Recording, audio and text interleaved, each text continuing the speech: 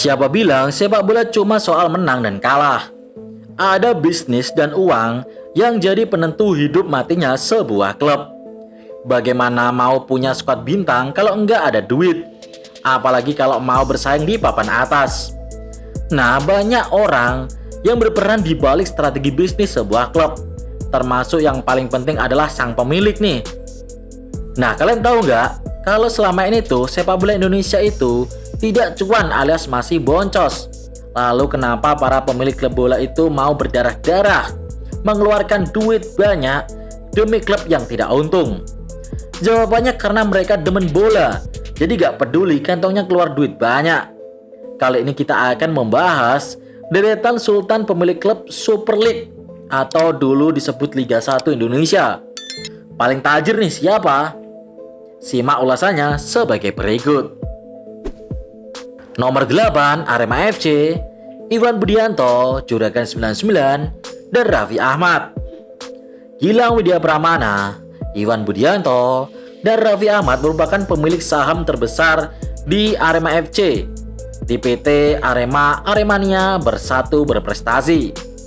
Iwan Budianto yang juga menjabat sebagai CEO Arema FC memiliki saham mayoritas yang memegang 3.750 lembar saham senilai 7,75 miliar rupiah. Sementara Gilang Widya Pramana yang juga pemilik J99 Corp punya saham senilai 750 juta di Arema FC. Diikuti pemilik PT Rans Entertainment Indonesia sekaligus milik klub Ran Nusantara FC yakni Raffi Ahmad memiliki saham terkecil senilai 500 juta rupiah. Nomor 7 Borneo FC, Nabil Hussein. Nabil Hussein adalah sosok pemilik di balik Borneo FC lewat perusahaannya yang bernama PT Nahusam Pratama Indonesia. Adapun PT Nahusam Pratama Indonesia didirikan Nabil Hussein yang bergerak di bidang alat-alat perkantoran. Bukan cuma pemilik, Nabil Hussein juga terlibat dalam operasional klub karena ia menjabat sebagai presiden Borneo FC. Selain itu, Nabil Hussein ternyata punya pondok pesantren di Rapa Indah, kawasan Loa Bakung, Samarinda yang menyediakan pendidikan SD hingga SMA. Nabil Hussein juga terjun ke dunia politik dengan bergabung ke Partai Nasdem dan baru-baru ini terpilih menjadi anggota DPR RI Komisi 3 Dapil Kaltim pada pemilu 2024 yang lalu. 6. Malut United, David Glenn Ooi. David Glenn adalah pemilik Malut United lewat PT Malut Maju Sejahtera. Selain itu, David juga disebut-sebut mengisi posisi komisaris utama PT Mineral Trobos. PT Mineral Trobos merupakan perusahaan pertambangan biji nikel swasta yang menjadi penyokong utama Malut United. Dengan investasinya yang pasti bernilai miliaran hingga triliunan. David membantu Malut United mendatangkan sejumlah pemain bintang. Malut United bahkan bisa mendatangkan pemain siapa saja yang mereka mau. Duit nikel di bos. David juga mendorong Malut United membangun stadion bernama Malut United Arena di Maluku yang sudah dimulai sejak Agustus 2023 yang lalu. Nomor 5, Bali United, Peter Tanuri dan Yabes Tanuri.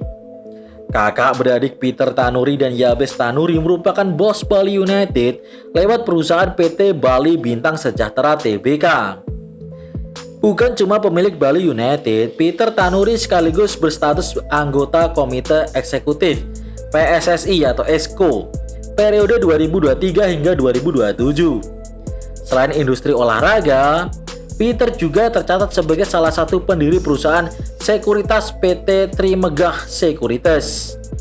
Peter juga diketahui mengisi posisi komisaris PT Piladel Terra Lestari, PT Buana Capital Sekuritas, dan PT Multistrada Arah Sarana. Sementara itu, Yabes Tanuri menjabat sebagai Presiden Dewa United. Tidak diketahui total kekayaan keduanya, tapi Peter pernah dilaporkan menerima 16 miliar usai melepas 97,10 juta sahamnya. Nomor 4, Dewa United, Tommy Hermawan Lu. Tommy Hermawanlo berstatus sebagai pemilik Dewa United menyusul kepemilikan sahamnya di PT Dewa United Indonesia yang mencapai 99%.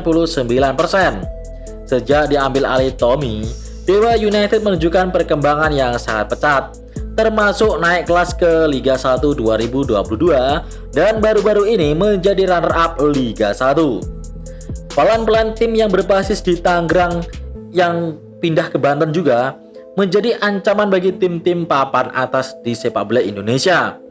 Mereka terus berprestasi dan berbenah, termasuk memiliki training center dan fasilitas mewah lainnya. Dewa United bahkan mengungguli tim seperti Persebaya, Persija, dan Bali United. Investasi Tommy membuat Dewa United bisa punya akademi sendiri untuk mengembangkan banyak pemain muda. Selain bos Dewa United, Tommy juga menjadi bendahara umum Komite Olimpiade Indonesia atau KOI pada 2023 sampai 2027. Rekam jejak Tommy di Dewa United dan KOI juga membuatnya mendapat tempat di jajaran Dewan Federasi Esport Indonesia. Nomor 3, Persebaya, Azrul Ananda. Azrul Ananda merupakan pemilik Persebaya Surabaya lewat PT DBL Indonesia. Ia berstatus sebagai CEO sekaligus presiden klub. Bersama Azrul, Persebaya yang semula berkompetisi di Liga 2 mampu menjadi juara dan kembali ke divisi teratas Liga Sepak Bola Indonesia. Sebelum jadi pemilik Persebaya, Azrul yang merupakan anak Dahlan Iskan ini dulunya wartawan dan pernah mengisi posisi CEO Jawa Pos Koran. Persebaya bukan satu-satunya jejak Azrul di olahraga nasional. Azrul juga mendirikan DBL, Liga Basket SMA terbesar di tanah air. Sebagai pemilik klub besar dan pendiri liga basket paling populer di tingkat SMA, tentu saja Azrul punya penghasilan fantastis. Namun seperti Nirwan Bakri, tidak diketahui jumlah kekayaan Azrul Ananda. Nomor 2, Persija Jakarta, Nirwan Bakri. Nirwan Bakri yang merupakan adik Abu Rizal Bakri adalah pemilik Persija lewat perusahaan PT Persija Jaya Jakarta. Kehadiran Nirwan Bakri di balik Persija membuat klub beralias Macan Kemayoran itu bisa membangun fasilitas training ground di Sawangan Depok. Nirwan Bakri juga pernah menjabat sebagai Ketua Umum PSSI periode 2003 hingga 2011 sekaligus anggota Komite Eksekutif (ESKO). Meski begitu, tidak ada informasi soal jumlah kekayaan Nirwan Bakri. Yang jelas kalian tahu sendiri asetnya Bakri, kayak gimana banyaknya. Bahkan mereka juga memiliki klub luar negeri seperti Brisbane Roar. Nomor 1, Persib Bandung, Glenn Sugita. Glenn Timothy Sugita merupakan pemilik Persib Bandung sejak 9 September 2009 di bawah PT Persib Bandung Bermartabat. Glenn bukan anak baru di sepak bola nasional. Ia pernah mengisi posisi komisaris utama PT Liga Indonesia Baru yang merupakan operator Liga 1. Latar belakang Glenn sebenarnya adalah pengusaha. Ia adalah pendiri perusahaan ekuitas swasta Norstad Group bersama Patrick Waluyo pada 2003 yang berbasis di Singapura. Glenn juga pernah bekerja sebagai wakil presiden senior Pricewa Waterhouse-Coopers Securities Indonesia dan direktur asosiasi di PT Bahana Securities. Selain itu, Glenn disebut-sebut pernah memegang jabatan wakil presiden komisaris di PT Sumber Alvaria Trijaya Tbk alias Alfamart. Dari pengalaman kerjanya itu, kekayaan Glenn Sugita diperkirakan mencapai 29,7 triliun rupiah loh. Wow, bisa beli Cristiano Ronaldo nih.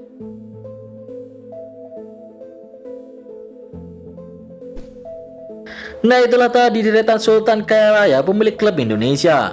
Gimana menurut kalian guys? Siapa lagi kira-kira yang bisa masuk daftar ini? Tulis di kolom komentar ya. Sampai jumpa di video berikutnya. Ciao.